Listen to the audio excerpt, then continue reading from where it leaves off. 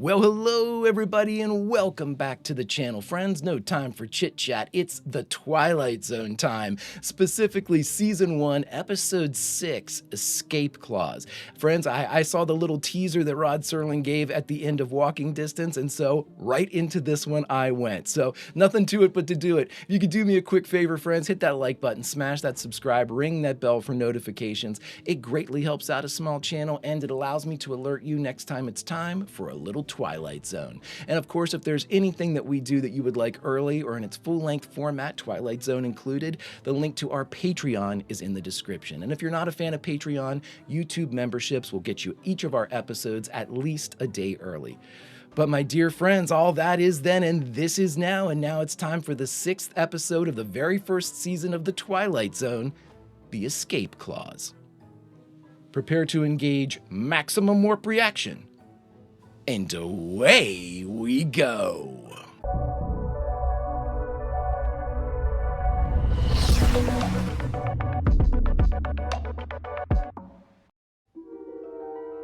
The beginning is so good. Many of you have suggested The Outer Limits. I will be watching it. It is on the list, friends, so I can't wait for that one either. You're about to meet a hypochondriac. I've met several of those. Witness Mr. Walter Bedecker, age 44. Afraid of the following: death, disease, other people, germs, draft, and everything else. He has one interest in life, and that's Walter Bedecker. One abiding concern about society: that if Walter Bedecker should die, how will it survive without him? I know plenty of people like that. What about the pains in my back and side? What about 4 sleepless nights in a row? What about that? What about that? That, Mr. Bedecker, is psychosomatic. Mr. Bedecker, there's nothing wrong with you except these ailments you manufacture for yourself. Your pains are imaginary. Your inability to sleep is a case of nerves, nothing more. And your back hurts because you're laying in bed all day. 4 years pre-med, 4 years medical school, 2 years internship, 2 years residency. And what is he? I ask you, what is he? A quack! All right, I will not be back. This woman goes around whispering, making me think I'm sick, even when I'm not. And I am. Here I am on the threshold of death. Oh, boy. I'll call tomorrow, Mr. Bedecker. Oh, don't bother to do that. Just come right over with the death certificate. You can sign it right here. Oh, Walter. Oh, stop those crocodile tears. Oh, she'd love to see me gone. Jeez, he's a peach. Mrs. Bedecker, your husband is one of the healthiest patients I have. But he's sick most of the time. Yeah. You know, it wouldn't be a bad idea if you took a few vitamins yourself. You look a little run down, a little pale. Ethel, there's a draft in here, and I feel a coma coming on. Because Ethel's probably taking care of Walter. All one shot. Love it. I know you want me to die, but that's why you leave the windows open all over the place. But as a point of decency, couldn't you do it a little more subtly? I do want you to die, Walter, and I just met you. It's terrible. I'm dying, but she gets vitamins. Oh, stop it, Ethel. Get out of here. Let me die in peace. All right, Walter. Ethel, run. And don't stop running. I can't nap. Why does a man have to die? I ask you a question, Ethel. Why does a man have to die? Why are you so fixated on it, dude? Why can't a man live 500 years or 1,000? Why does he have to die almost the moment he's born? I don't know, dear. Oh, of course you wouldn't. Go on, get out of here, Ethel. This guy's doing a great job. He really is. 200, 300. Why not 500, 600? Yes, or 1,000. Oh, what a miserable thing to contemplate. A handful of years and then an eternity down under the ground in a casket in the cold, cold ground. Look at that. Who are you? Cadwallader's my name. Cadwallader? At least it's the name I'm using this month. Has a nice feeling on the tongue. Cadwallader. It does. It's a great name. I've been here for some time. I'll make it brief, Mr. Bedecker. You look like a man with a nose for a bargain. Oh, boy. You'd be surprised, Mr. Bedecker. Many things. Varied and delightful. And what do I have that could remotely interest you? No, nothing you'll miss. Insignificant. Infinitesimal, microscopic, teensy-weensy. Does it rhyme with What'd hole? you say your name was? Now, what's in a name, Mr. Bedecker, really? It's a mere question of semantics. Just language. This guy's great. Let's call it some additional free time. After all, what are a few hundred years or a few thousand? 1,000? The world will go on ad infinitum. So what are a few thousand years, more or less, give or take, add or subtract? He can wait. This little item that you want in return, what do we call that? Soul? A crumb off the crust of your structure, a fragment of an atom of your being, or a Or what? soul. Love this. You're the devil. At your service. At your service. Oh, shit. You deed to me your so-called soul, and in exchange I give you immortality. Governments and institutions may disintegrate, people die, but Walter Bedecker goes on and on. Oh my God, he's going to do, please do it. I know it's terrible, but make that deal with the devil. Walter Bedecker goes on and on. Yeah, he's taking this. I'll just live as long as I want to live. Is that it? That is it. As long as you want. Damn, dude, you shouldn't have said that. I'll throw this into the deal. Whatever aging takes place on your features will be more or less imperceptible. Mr. Bedecker, you'll never regret this, not to your dying day, which by right should not be for several thousand years yet. Article 93, yes. What's that? Mr. Bedecker, you can exercise this escape clause by calling upon me, furnish your demise, at which point I shall see to it that you are given a rapid and uncomplicated departure. Cadwallader's awesome. You're gonna have a long, long, long wait. Mr. Bedecker, nothing could please me more. Careful what you wish for, buddy. Awesome. It's a pitchfork. Well, everything seems to be in order. Yeah, I just looked at the papers, haven't read anything. I assume the devil was straight up with me.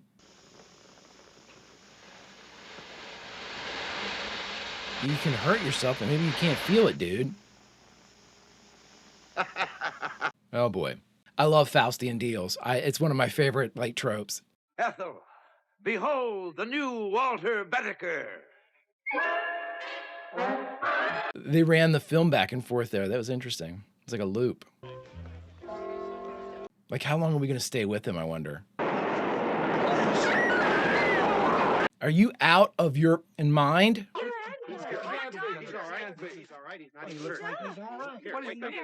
I mean, is that what you're going to do? Is just go around trying to kill yourself?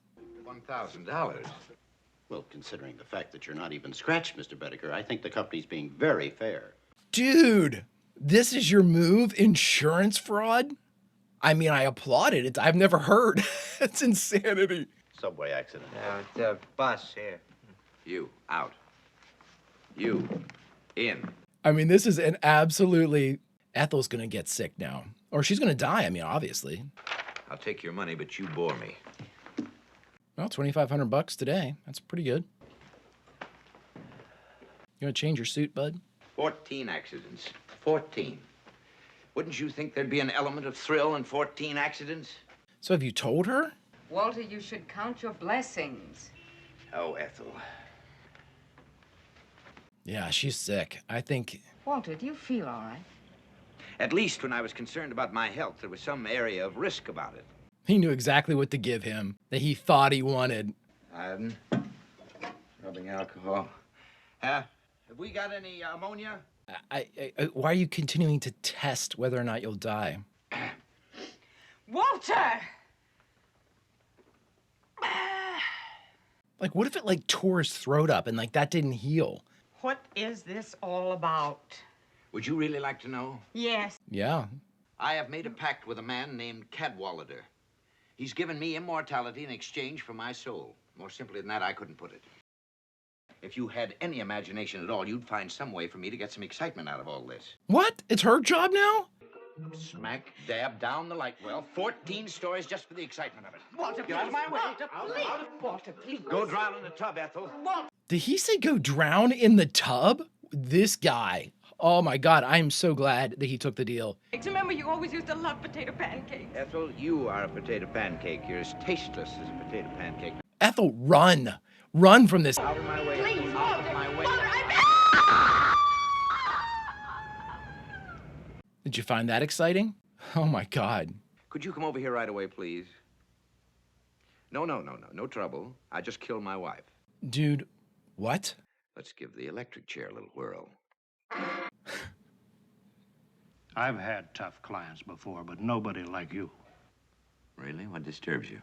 What disturbs me is that in 5 days of a trial, you've acted like a man desperate to get convicted. He wants the chair, dude. And what is the penalty? The penalty for first-degree murder in this state is death in the electric chair. Okay.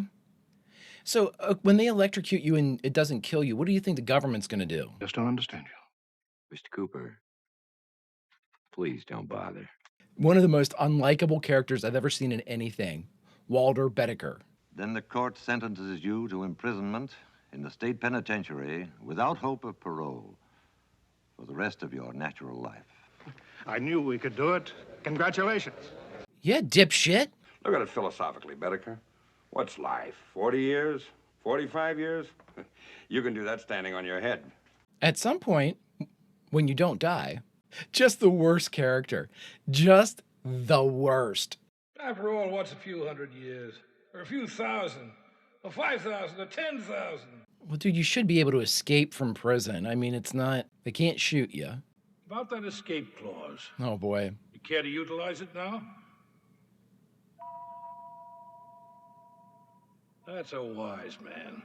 Dude, you didn't even last like a week. Just like a man having a heart attack. Bedecker, that you? You all right? He is not. Kindly, prison guard. Hey, Bill, call the doc. Bedecker just dropped dead. My God. Poor devil. Great line. Case in point, Walter Bedecker, lately deceased. A little man with such a yen to live. So good. Beaten by the devil, by his own boredom, and by the scheme of things in this, the Twilight Zone. Fantastic. Next week on the Twilight Zone, Jack Warden, John Daner, and Jean Marsh appear in a bizarre tale of a man and a woman. I don't understand it either. I don't understand it either. Oh, that's fantastic. All right, everybody, we just finished watching the 6th episode of the first season of the Twilight Zone, Escape Clause, and the only thing left to do is talk about it. All right, everybody, we just finished Escape Clause, the 6th episode of the first season of the Twilight Zone. I think I said the Escape Clause at the beginning of this, so it's just Escape Clause as far as whatever Paramount Plus is telling me. This one's a really great one because, one, you're rooting for Walter Bedecker's demise. He is such an insufferable prick that, you know, he's an asshole to everybody else in the show. Everybody else, you know, with the exception of the prison guard at the end whenever he was, like, resigned to his fate. Poor Ethel, you know, thank God Ethel got out. You know, it was a horrific death, but I mean, you know, Jesus, she was the saint among the sinners here, man. Jesus, God almighty. She's sitting there wearing herself down to help this guy. I thought for sure that was going to be like the catch, like, that, you know, the doctor said, hey, you look a little run down, and then she would have gotten sick and died.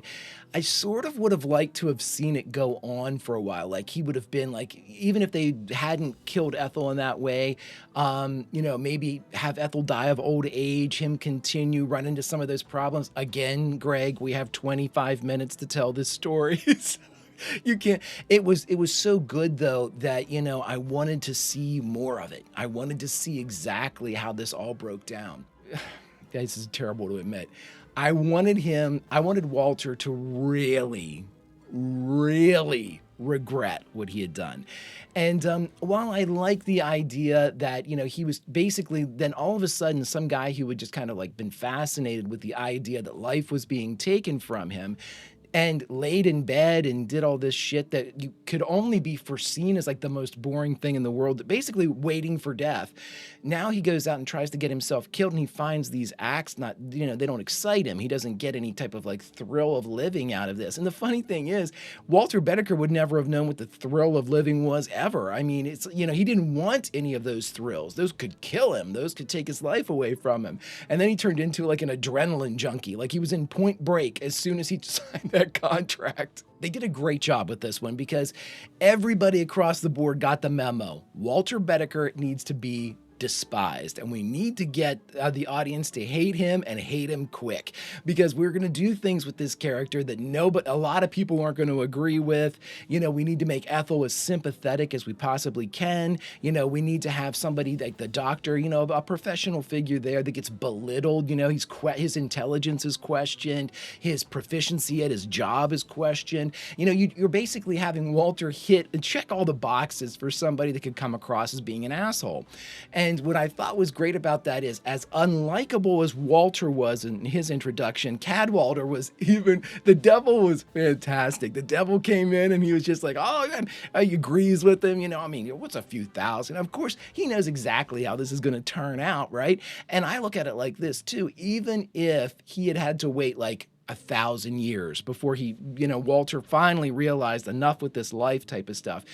What's that to the devil? You know, I mean, 1,000 years might as well be a minute. You know, he doesn't care about the time length. And I think that in and of itself, I thought he was like, I'll give you what you want. You want immortality? I'll give it to you. Until the time where he asks to have it taken away, which would have been like 1,000 years. That's what I thought was going to happen. But, you know, you have 25 minutes to tell these stories because you can't get into it. You can't, cost overruns if you have like a future sequence or something like that, you know, so I completely understand keeping it inside this time limit. But I do like the idea that in such a short period of time, that prick Walter Bedecker, he was proven wrong, you know, in every aspect of what he was doing, the way he lived his life prior, the way he was living his life after, and the idea that, you know, somebody that insufferable, you know, actually gets their comeuppance. That's so terrible. I sound so vengeful. But, you know, again, that's the way they presented him. They didn't give Walter any redeeming qualities. If he had had one moment of like sympathy or empathy or any type of like, you know, shared experience with Ethel or with anybody, that might have given us pause. Like, I wonder if he really deserves this. The writers wanted to take all of that off the table. They didn't want you to question him being deserved of a devil's bargain, so they made sure that they reinforced the fact that if there was ever a person to exist on this planet or any other that deserved a devil's bargain, it was Walter Bedecker, and I thought that was fantastic. And I'll end with this one, my friends. I mean, I don't think there was a better leave line for our episode than that guard who seemed like the nicest dude, other than Ethel. Ethel was a sweetheart. You know, sit there and goes, Bedecker just dropped dead. Look down. Poor devil. That is just the best. What a great leave line for that one, my friends. If you could do me a favor, hit that like button, smash that subscribe, ring that bell for notifications. It greatly helps out a small channel and allows me to alert you next time it's time to journey into the Twilight Zone. And of course, if there's anything that we do that you would like early or in its full-length format, the link to our Patreon is in the description. And if you're not a fan of Patreon, consider YouTube memberships. You'll get all of our episodes at least a day early, plus any bonus episodes we come up with. But my dear friends, all of that is then and this is now, and now unfortunately it's time to say goodbye from the Twilight Zone. So where should we say goodbye from? Well, that's what we usually do with our series, is say goodbye from someplace inside the episode. But as we've kind of made our different path here with the Twilight Zone, and now we say goodbye as a result of this episode. So friends, I would never assume that you are in the same category as Walter Bedecker, one of the worst characters ever put on screen. But I will ask you this question, and I will leave you with this question, one that I'm asking myself right now. I'm not saying that either of us would ever take a devil's bargain, but is there something that could be offered that even for a moment might give you pause? And what is it? Shh. Someone may be listening. Until such time as we journey into the Twilight Zone again, my friends, Vulcan roll, and I'll see you.